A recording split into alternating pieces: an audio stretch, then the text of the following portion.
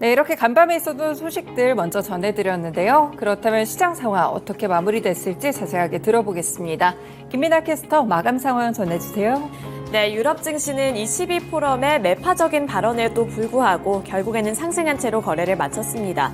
유로스톡스 50 지수 함께 살펴보면서 자세한 내용 전달해 드리도록 할 텐데요. 유럽의 주요국 증시들이 일제히 상승한 가운데 유로스톡스 50 지수도 0.58% 상승세를 기록을 했고요. 4,305포인트에서 거래를 마감했습니다. 장 초반에 강한 흐름을 나타냈다가 그 이후에 탄력이 둔화되는 모습이 포착이 되기도 했는데요. 하지만 그 이후에 매파적인 발언을 소화해내면서 다시 한번 탄력을 받아나가는 모습이 연출이 되기도 했습니다. 이 22 포럼에 참석했던 일부 인사들은 고금리 현상이 앞으로 더 지속될 수 있을 것이라는 가능성을 짚어줬는데요. 여기서 매파적인 메시지를 확실하게 밝혔다는 평가를 받고 있습니다. 우선 IMF의 수석 부총재는 이번 인터뷰를 통해서 금리가 매우 빠르게 하락할 것은 맞지만 중앙은행에서는 긴축을 계속해야 하고 중요한 것은 당분간 높은 수준을 유지해야 하는 것이다 라는 발언을 내놓기도 했고요. 또 크리스틴 라가르드 ECB 총재도 역시 유로존의 인플레이션이 여전히 높다면서 이 승리를 선언하기에는 너무 이르다며 이 금리 인상이 지속될 것임을 시사를 했습니다.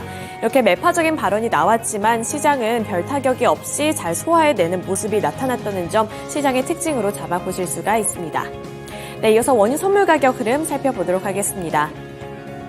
원유 선물 가격 살펴보시면 원유 가격은 1% 넘게 하락했습니다. 거의 2% 가까이 되는 하락세를 기록을 하면서 약세로 장을 마쳤고요. 68달러 선까지 밀려났습니다. 장 초반부터 마감때까지 꾸준히 낙폭을 키워나가는 모습이 연출이 됐는데요.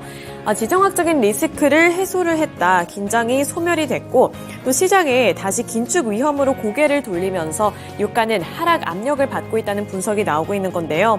여기에 이어서 라가르드 ECB 총재가 유럽에서 열린 이 포럼을 통해 긴축이 더 오랫동안 지속이 될 수 있다. 이런 부분들을 시사했다는 점도 체크를 해보셔야 될 것 같습니다. 또 여기에 미국의 경제 지표가 호조세를 나타냈는데요. 대표적으로 컨퍼런스 보드가 발표를 했던 6월 소비자 신뢰지수가 109.7을 기록하며 17개월 만에 최고치를 기록을 했다고 하는데요. 따라서 미국에서도 이러한 좀 부활을 하고 있는 모습에 금리를 앞으로 더 오랫동안 지속을 할 수도 있겠다, 인상할 수도 있겠다는 가능성이 점쳐지면서 이렇게 국제 유가는 하락세를 기록했습니다. 네, 이렇게 원유 선물 가격 흐름 그리고 원유 선물 가격 흐름 그리고 유럽 증시 마감 상황까지 전달해 드렸고요. 미국 증시 마감 상황 SH인베스트먼트 김선영 연구원 통해서 들어보겠습니다. 네, 연구원님 안녕하세요. 네, 안녕하십니까? 네, 간밤 미국 증시 어떻게 마감했는지 전해 주시죠. 예, 대형 IT 기업들의 주가 반등과 개선된 경제 지표에 힘입어 오늘 뉴욕 증시는 상승세로 거래를 마쳤으며 지수별로는 다우 지수가 0.6%, S&P 500은 1.15, 나스닥이 1.65%, 소형주 중심의 러셀 2000은 1.46%의 상승으로 거래를 마감했습니다. 연방 상무부에 따르면 5월 미국 내구재 주문이 여객기와 신차 수요 증가에 힘입어 1.7% 늘어나 당초 시장이 예상치였던 0.9% 감소를 크게 상회했고 컨퍼런스 보드의 6월 소비자 신뢰 지수가 17개월 최고치를 기록했으며 S&P 코올로지 케이스실러의 지난 4월 미국 대도시 주택 가격이 전달보다 0.5%가 상승해 3개월 연속 상승세를 지속했는데요. 지역적으로는 마이애미와 시카고, 아틀란타가 각각 전년 대비 5.2, 4.1 그리고 3.5%의 상승폭을 보인 것으로 나타나고 있습니다. 한편 현재 미국의 30년 고정 모기지 금리 평균은 여전히 6%대 초반을 유지하고 있는 가운데 이것은 코로나19 초기에 2배 이상 수준이며 미국의 주택 가격은 지난해 6월에 정점을 찍고 올해 초까지 급락세를 보였지만 올 초부터 다시 꾸준한 상승세를 보이고 있는 상황입니다. 업종별로는 대형 IT 업종을 비롯해 소매, 기초 소재, 부동산 등 대부분이 상승했던 반면 헬스케어 업종은 소폭 하락했고 벤처마크인 10년 만기 국채금리는 전일 대비 상승한 3.768%, 달러 인덱스는 전일 대비 0.2%가 하락했습니다. 오늘 특징 종목들을 보면 증권사 시티그룹이 온라인 광고 시장이 강력하게 반등할 것이라면서 목표 주가를 360달러로 상승시키며 북미 인터넷 업체 중 최고의 선택으로 꼽았다는 뉴스로 오늘 메타 플랫폼의 주가가 3.4% 상승했고 올 한 해 순이익 전망을 상향 제시하며 주당 6달러로 높인 항공사 델타 에어라인즈는 6.8%의 급등세를 보였고 고즈만삭스의 매수 추천에 힘입어 시리얼 업체인 켈로그는 1.7%의 강세로 거래를 마쳤습니다. 민간 경제기관 컨퍼런스 보드에 따르면 미국의 6월 소비자 신뢰지수가 17개월 만에 최고치를 기록했다는 소식이 오늘 시장의 상승 요인이었습니다. 컨퍼런스 보드는 6월에 미국 소비자 신뢰지수가 지난 5월에 102.5에서 7.2포인트가 상승한 109.7로 발표를 했고 이것은 시장의 예상치였던 104를 상회한 것이며 현재 소비자들이 경제에 대해 어떻게 느끼는지를 보여주는 측정치는 6월에 148.9에서 155.3으로 역시 상승하면서 2년 만에 최고 수준을 기록했습니다. 컨퍼런스 보드 측은 6개월 후를 전망하는 경기 신뢰도 역시 전달에 71.5에서 6월에는 올해 최고치인 79.3으로 상승했지만 이 지수가 여전히 80선 아래에 있어 경기 침체에 대한 우려가 남아있다면서 이 지표는 지난 16개월간 한 달을 제외하고는 매월 80 이하를 밑돌고 있다고 지적하고 있습니다. 영국 기반의 투자은행 HSBC가 올 4, 4분기에 미국이 경기 침체에 진입하고 1년간 침체기를 겪을 것이며 내년에는 유럽 경제가 침체에 빠지고 그 빈자리를 중국과 인도의 성장세가 메우게 될 것으로 예상했습니다. HSBC는 많은 나라의 경기 침체를 알리는 경고등이 켜지고 있다면서 재정 그리고 통화정책과 주식 채권 시장의 동조 상황 역시 틀어지고 있으며 기업 실적 측면에서는 이미 완만한 순익 침체기가 시작됐다면서 기업의 디폴트 역시 서서히 증가하기 시작했다고 말했습니다. 하지만 지금의 높은 인플레이션이 비교적 빠르게 누그러질 것이라는 점은 그나마 다행이라면서 이 같은 전망들을 토대로 미국 연방준비제도가 올해 안에 금리 인하에 나서고 유럽 중앙은행과 영국 중앙은행 역시 내년도 중 금리 인하를 단행할 것으로 전망을 하고 있습니다. 지난 2020년 7월 이후 처음으로 시장의 예상보다 부진한 실적을 발표한 다우지수의 구성 종목인 약국업체 월그린스 부스 얼라이언스의 주가가 오늘 9.3% 급락해 28달러 64센트의 거래를 마치면서 헬스케어 업종 전반을 끌어내렸습니다. 월그린스의 3, 4분기 조정 순이익은 주당 1달러, 매출은 354억 2천만 달러라고 발표했고 이것은 시장 예상치였던 주당 순이익 1달러 7센트보다는 적었지만 매출은 시장 예상치였던 342억 달러를 다소 넘어선 것이었습니다. 소비자 지출 감소와 코비드 백신 테스트 수요 감소가 순이익 감소로 이어졌다는 분석인데요.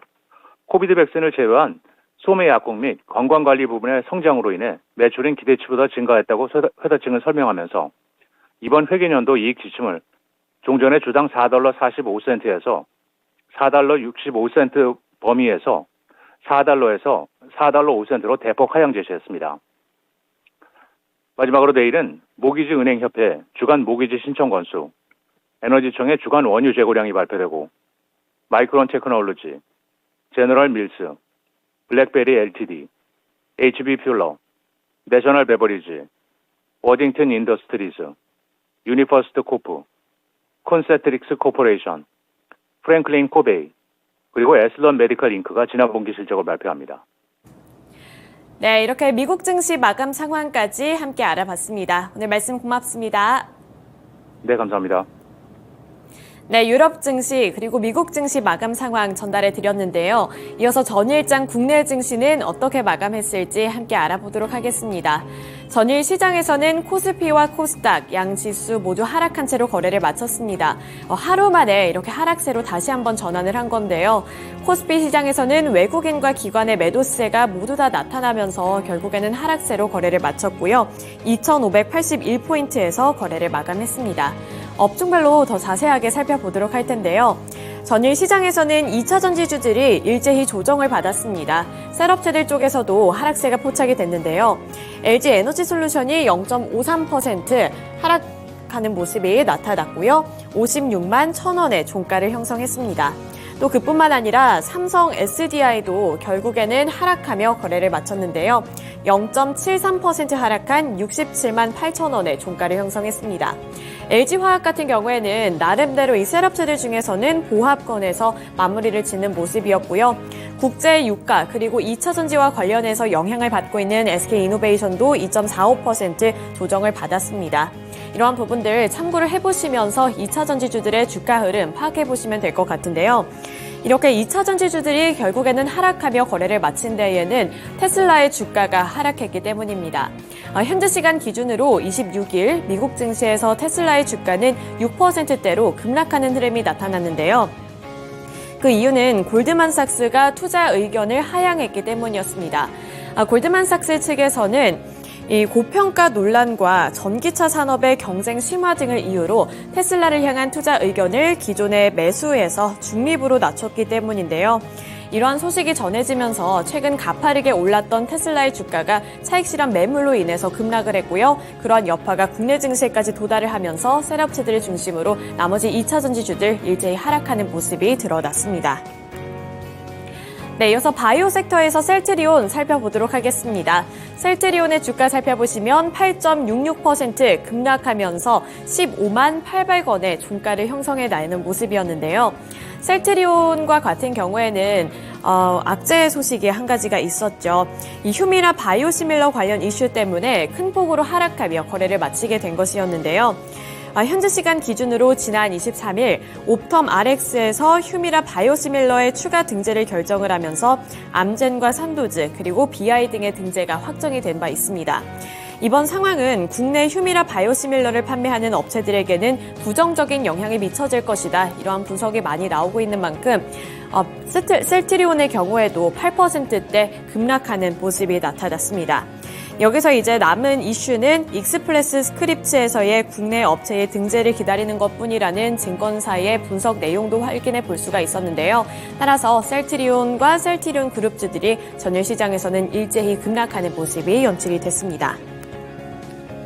네, 대형주들 한 가지 더 살펴보도록 하겠습니다. 대형주들 살펴보시면 최근 들어서 완성차 기업들의 주가가 굉장히 잘 가고 있고요. 완성차 기업들의 주가가 이렇게 큰 폭으로 오름과 동시에 이 부품주들 쪽으로도 매수세가 확산이 되고 있는 모습이 최근 시장에서 포착이 되고 있습니다. 우선 현대차의 주가가 2.74%로 강세 흐름을 기록을 했고요. 20만 6천 원의 종가를 형성했습니다. 기아도 0.82%로 1% 가까이 되는 상승률을 기록을 했는데요. 그 전 거래일에는 현대차보다도 기아가 더 강한 흐름을 나타냈다면 어제 시장에서는 현대차 쪽으로 매수세가 몰리면서 상대적으로 더욱더 강한 흐름을 나타냈다는 점도 확인을 해보시면 좋을 것 같습니다. 또 이렇게 완성차들의 주가가 탄력을 받은 가운데 현대모비스, 현대위아 같은 현대그룹주이자 부품주들도 탄력을 받았고요. 현대모비스가 4.07%, 현대위아가 5.6%의 상승세를 기록했습니다. 그 밖에 HL만두와 SL 그리고 명신산업, 화신 같은 종목들도 일제히 상승불을 켜내는 모습이었고요. 명신산업만 보합해서 마무리를 지었습니다. 우선 현대차의 고부가 가치 차량이 미국 시장에서 두각을 드러내고 있다는 점이 부각을 받았는데요. 이 고급 브랜드인 제네시스와 SUV에 초점을 맞춘 판매 전략이 통하면서 판매량이 전년 대비 10%가량 증가했다고 밝혔는데요. 업계에서는 올해 2분기 실적은 이러한 고부가 가치 차량이 견인할 것으로 전망을 하고 있습니다. 27일 업계에 따르면 현대차의 지난달 미국 판매량은 7만 5,606대로 전년 동월 대비 18.4% 증가했다고 하고요. 제네시스와 SUV 등 이런 고부가 가치 차량을 중심으로 판매량이 늘어나게 되면서 두 자릿수대 판매 증가율을 보이고 있다고 합니다. 올해 1월부터 5월까지의 누적 판매량 역시 전년 동기 대비 16.08% 증가하면서 결국에는 이러한 호조가 실적에까지 반영이 되면서 2분기 실적에 대한 기대감은 더욱더 높아지고 있는 상황이고요. 현대차가 따라서 2%대 강세 흐름을 나타냈다고 볼 수가 있겠습니다. 또 현대모비스까지 살펴보도록 할 텐데요. 부품주 중에서 현대모비스는 개별적인 이슈까지 안고 오면서 더욱더 큰 탄력을 받았던 종목입니다. 현대모비스 같은 경우에는 배터리를 제외한 이 자동차 부품업 부문에서 이 최대 경쟁업체로 꼽히고 있는 일본 아이신을 제치고 이 글로벌 톱5에 진입한 것으로 전해졌는데요. 이렇게 가장 큰 경쟁사를 제쳤다는 소식도 기대감을 불러일으켰는데 톱5에 등재를 했다. 이러한 소식까지 전해지면서 현대모비스도 4%대 강세를 기록했습니다. 네, 이어서 철강 섹터 살펴보도록 하겠습니다. 최근 철강 섹터, 이 철강주들이 들썩이는 모습이 시장에서도 포착이 되고 있는데요. 보시면 대형주인 포스코홀딩스 0.88%로 1% 내의 상승세로 거래를 마쳤지만 중소형주들이 강한 흐름을 나타냈습니다. 세아제강이 5.11% 강세를 기록했고요. 알루코도 5.52% 급등한 가운데 TCC 스틸이 4.06%, KG 스틸이 2.11%, 세아베스틸이 6.36%, 동국제강 7.75%, 아주스틸이 10.28%, 또 동국홀딩스도 24.62%로 굉장히 강한 흐름으로 거래를 마쳤습니다. 우선 이 철강주들을 향한 모멘텀들은 여러 가지가 있는데요. 우선 전일 시장에서 가장 부각을 받았던 이슈부터 말씀을 드리자면 이 전기가 많이 필요한 철강 업계인데 여기서 전기세가 동결이 됐다, 전기 요금이 동결이 됐다는 소식이 호재로 작용이 됐습니다. 이렇게 동결이 될 경우에는 철강 업계 쪽에서는 굉장히 좋은 소식일 수밖에 없는데요. 그 이유는 앞서 말씀드렸다시피 이 전기가 많이 필요한데 여기서 원가 비용이 축소되면서 결국에는 실적으로 좋은 영향이 될 것이다, 실적이 개선이 될 것이다, 이러한 기대감을 받고 있는 거고요. 또 여기에 이어서 중국에서 이 경기 부양책에 대한 기대감이 다시 한번 유입이 됐다는 점, 그리고 우크라이나 재건과 관련되어 있는 모멘텀을 안고 있다는 점도 철강주들을 바라보실 때 고려를 해보시면 좋을 것 같습니다. 네, 이어서 코스닥 시장 살펴보겠습니다. 코스닥 지수도 결국에는 외국인과 기관의 동반 매도세에 하락세를 기록을 했는데요. 코스닥 지수는 874포인트의 거래를 마감했습니다. 이렇게 동반 매도세가 나타났기 때문에 하락세를 면치 못했던 거고요. 업종별로 더 자세하게 살펴보도록 할 텐데요. 코스닥 시장에서도 결국에는 2차 전지주들 일제히 약세 흐름을 기록을 했습니다. 에코프로 그리고 에코프로 BM이 모두 다 3%에서 2%대 약세 흐름을 기록을 했고요. 그나마 LNF만이 장 막판에 상승 전환에 성공을 했다는 점 기억을 해보시면 되겠습니다. LNF가 장중에 낙폭을 축소하다가 결국에 상승 전환에 성공을 했고요. 그래프 보시면 아시겠지만 장 중반부터 이렇게 상승하는 흐름을 이어갔다는 점도 보시면 되겠습니다. 네, 이어서 5G 통신 장비주들 살펴보도록 할 텐데요. 전일 시장에서 이 5G 통신 장비주들을 향한 개별적인 이슈가 있었습니다. 테마로 들어가서 살펴보도록 할 텐데요. 우선은 미국의 바이든 대통령이 초고속 인터넷 전국화 소식에 강세 흐름을 나타내게 된 것이었습니다.